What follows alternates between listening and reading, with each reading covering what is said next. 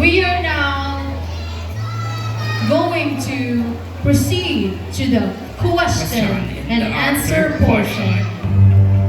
Number Go, go, Two. Lucky! Okay.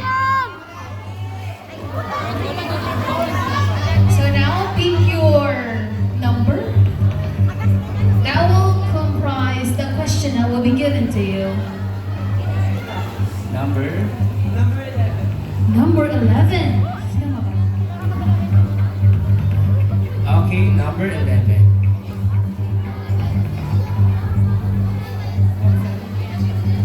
Bilang isang senior high school na mag-aaral, ano ang mensahe mo sa mga kabataan na naghihirap sa kanilang pag-aaral? Maraming salamat po sa katanungan at magandang hapon rin sa lahat ng narito. Bilang senior high school na mag-aaral at tulad kong naghihirap, meron lang akong mensahe sa mga kabataan na kapos rin sa pinansyal at nahihirapan makapag-aral. Ang masasabi ko lang ay patuloy lang tayong harapin ang mga problema sa buhay at huwag matakot na harapin ang mga humahadlang dahil ang isang determinasyon at pagsisikap ay maghahatid sa atin sa pagbubukas ng bagong pintuan tungo sa tagumpay. At ang masasabi ko rin ay kahit anong hirap, anong pagod, at kahit kapos tayo sa pinansyal, kailangan natin mag-aral dahil ito maghahatid sa atin sa tagumpay. Nasa inyong kamay ang inyong kapalaran at kayo magsusulat ng sarili ninyong tagumpay. Maraming salamat po.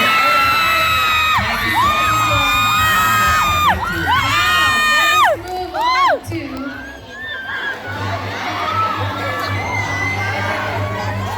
Okay, para for clarification po, wala po tayong time limit po dito. So, okay lang po na mag-extend po yung time to express their thoughts and ideas to answer the question. Thank you. Dapat, Maybe go on, read dapat kanina your pa sinabi question. na walang What's time, your ano? 14 po. Alright. Sa iyong palagay, makakatulong ba ang pagsali mo Oo, at akala niya may sa panahon time. na ito sa iyong pangsariling paglago at confidence? Bakit? Alam ko na mahihain ako at minsan nanghihina akong makipag-usap sa mga tao. But this contest made my confidence grow and may pakita ako kung anong mga talents ko tulad ng pagrampa at may pakita ko na sa patimpalak na ito, hindi lang ma-strain ang pagpili ng Mr. and Miss SHS na hindi lang sa beauty, within the brains din. And that's all. Thank you. Thank you so much, candidate number 3. Now, let us have number 4. Go! Read your number.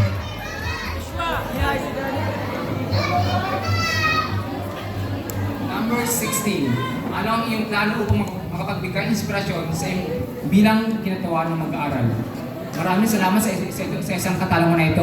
Ang aking plano upang makapagbigay ng inspirasyon sa aking mga kapwa mag-aaral ay sa mabuting positibo. Sa pamamagitan ng... Sa pamamagitan... Go, go, go! Kaya mo yan! Kaya mo yan! Kaya mo yan! Kaya mo yan! Kaya mo yan! Sa pamamagitan ng pagiging masgasigo sa paggawa ng mga ating gawain, sa pamamagitan ng paglalahad ng kalagahan ng edukasyon sa ating sarili, sa ating buhay, at sa pamamagitan ng sa pagtulak ng pangarap ng iba na ito pa rin, at sa pamamagitan ng edukasyon at determinasyon sa ating sarili. Maraming salamat po. Okay, so now, let us come up. Candidate number 5. Go, Danica! Woo! Pick your number.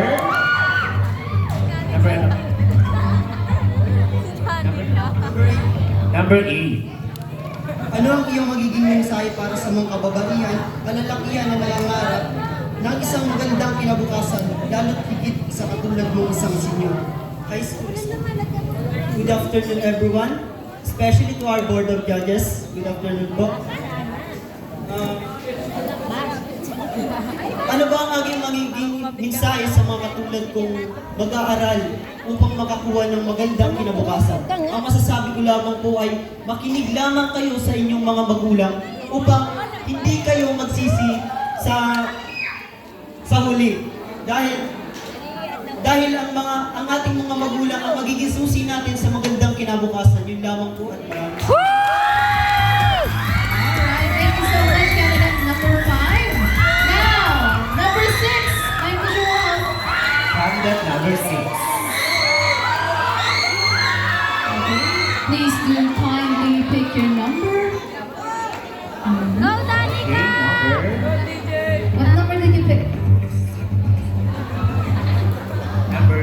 Number 2 po. Okay, number 2. Bilang isang mag-aaral at isang kabataang Pilipino, paano mo ipapakita ang kahalagahan ng kultura at tradisyon sa kasalukuyang henerasyon? Nasaan yun? Salamat po sa napakagandang tanong.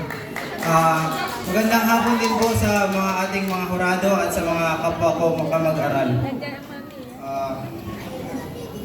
Sa tingin ko po, ang kahalagahan ng kultura at tradisyon sa kasalukuyang henerasyon, kung paano po ito napapakita. Sa pamamagitan po ng pagtangkilik po ng sariling atin, tulad na lang po ng abaka, ng mga natural po na, wari po yung bigas, mga ganun po. Tapos po,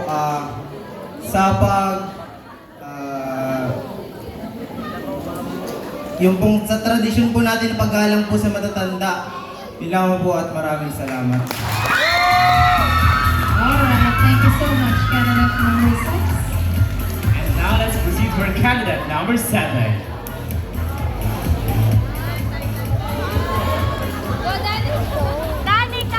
Speaker number.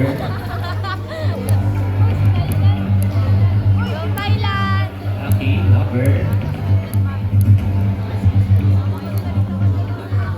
Number 15. Okay, number 15.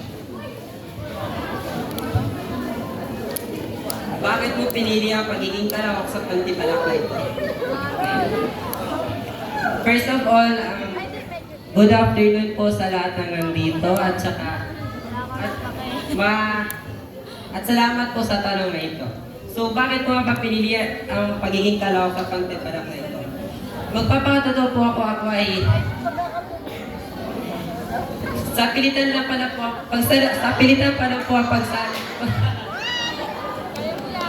sa pilitan lang po ang pagsalit ko dito, pero kaya ko naman po ipakita sa sarili ko na kaya ko at saka kaya ko lumaban hanggang dulo, walang atrasan to. Yun na yun. Thank you. Okay, thank you so much for your answer, candidate number 7. And let's proceed for candidate Number 8.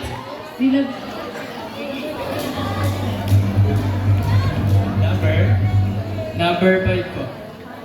Okay, number 5. Come on with your answer. Read your question.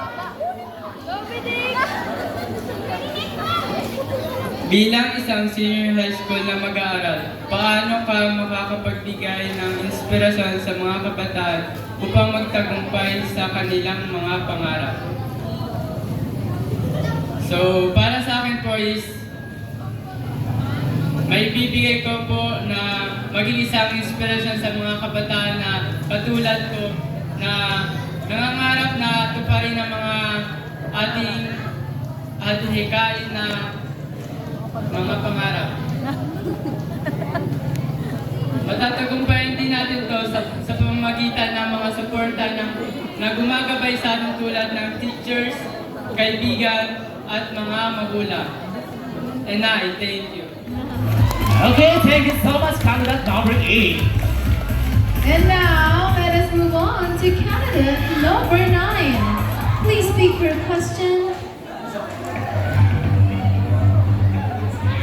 Number 12 po. Number 12.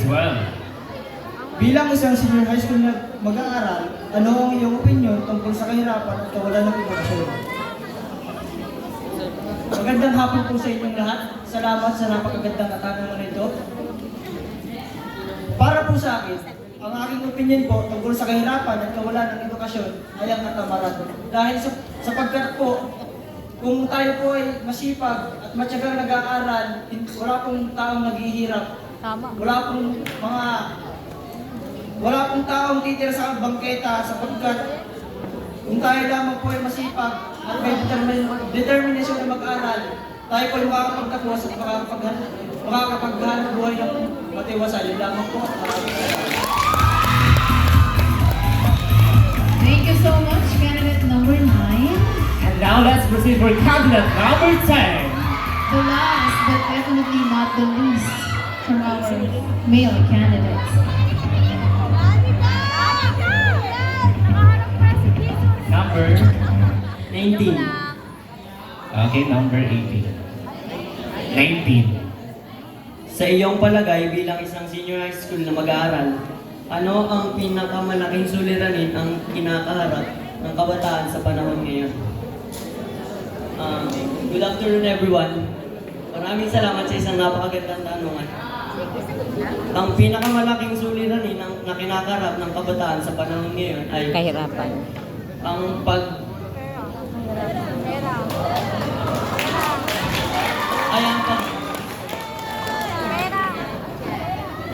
Hindi niya maiisip Kaya yung ang pera, nagpapera sila. dahil marami sa mga kabataan ngayon na kinakapos sa pera kaya hindi sila nakakapasok sa ibang paaralan. Yun lamang po. Thank you.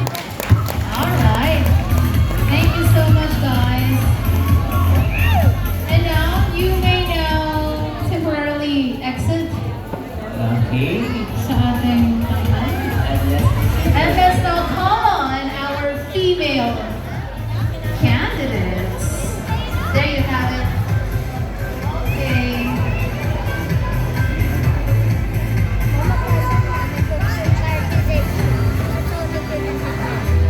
Pag nagsali ka rin. Pag nagsali ka rin.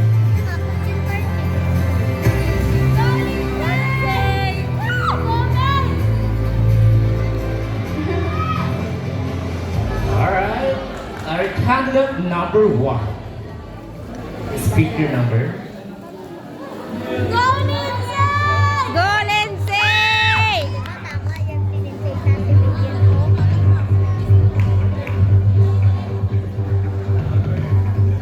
Number 6. Sa iyong palagay, bilang isang senior high school na mag-aaral, ano ang kahalagahan ng pagiging positibo sa buhay?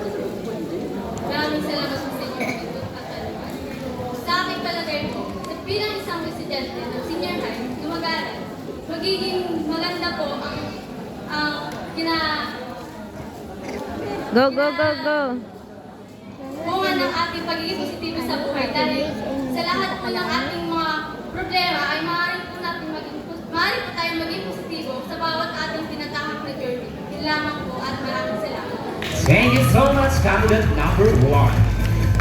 Now, number 2, step forward, please. Go, go, go, Ming!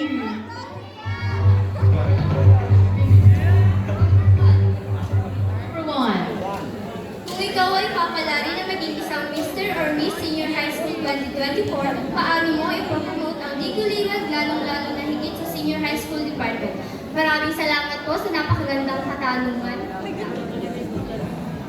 Kung ako man ay papalari na makuha ang titulong Miss Senior High School 2024, may ipopromote ko ang Diguliwag National High School lalong-lalo na ang Senior High School Department sa pamamagitan ng May ipopromote ko ang Diguliwag National High School sa pamamagitan ng paglatag ng kanilang mga programa, mga plataforma, pati na rin ang mga Go, go! pati na rin ang karangalan at tagumpay na nakamit ng paaralan at mga estudyante lalong-lalo na ang senior high school. At pati na rin isama na natin ang kanilang mga proyekto na naglalayong mapalakas ang edukasyon, pati na rin ang mapalawak ang kaalaman ng bawat estudyante. Yun lang po at Bumawi siya. Okay, candidate number 3. Speaker number.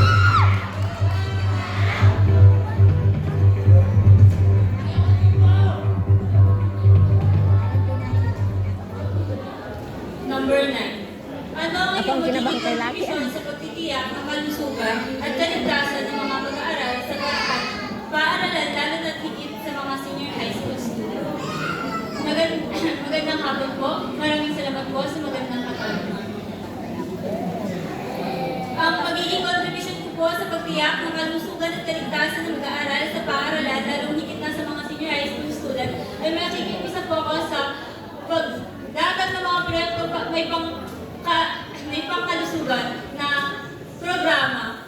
Makikibahagi din po ako sa mga organisasyon na nagkaalala maging maligtas ang ating mga estudyante, lalo na po ang mga sa DRR. Makikimisa po tayo sa mga DRR workshop dito sa ating paaralan. Yun lamang po at maraming salamat. Thank you so much, candidate number 3. Now, moving on to candidate number 4. Please speak your question. Parang si Amel matanong.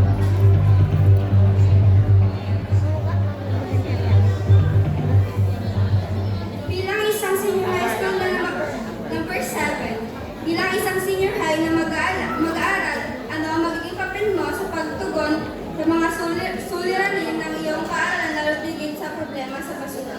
Maraming salamat po sa magandang tanong. Ang magiging papel ko po sa pagtugon sa mga suliranin sa paaralan lalo tigit sa basura ay ang pagtulong po kung paano i-segregate or para mas mabilis or hiwalay yung plastic sa papel para iwas sa pollution is huwag tayo magsunog din.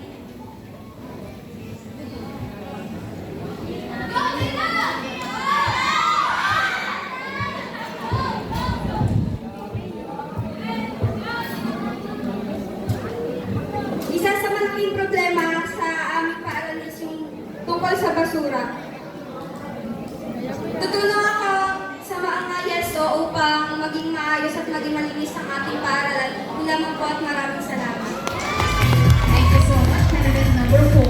Now, let's have candidate number 5. Please speak your question.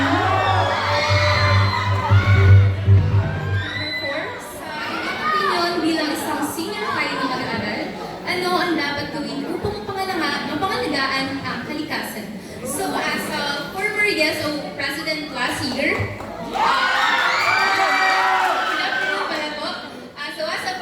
president last year, sa tingin ko po, mapangalagaan natin ang kalikasan sa simpleng pagtanda ng 4 hours, right? Yeah! Eh, naniniwala ako na all things are possible and all things are feasible if we work together. We will because we can. And also, I will not just speak the change, but I will make the change. And we are the change. But how? By not just only educating my fellow students, but all over the world to be environmental friendly. That's it. Thank you. Okay, thank you so much, candidate number 5. And now, let's proceed for our candidate number 6.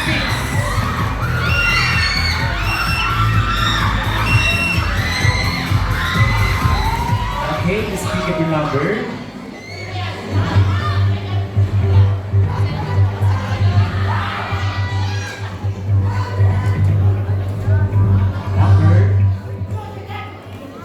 Okay, so this is the question. Question number 3. Paano mo magagamit ang iyong titulo bilang Mr. or Miss Senior High School 2024 upang mag-ambag sa inyong paaralan? Thank you for that wonderful question and good afternoon to every one of us, especially to our judges.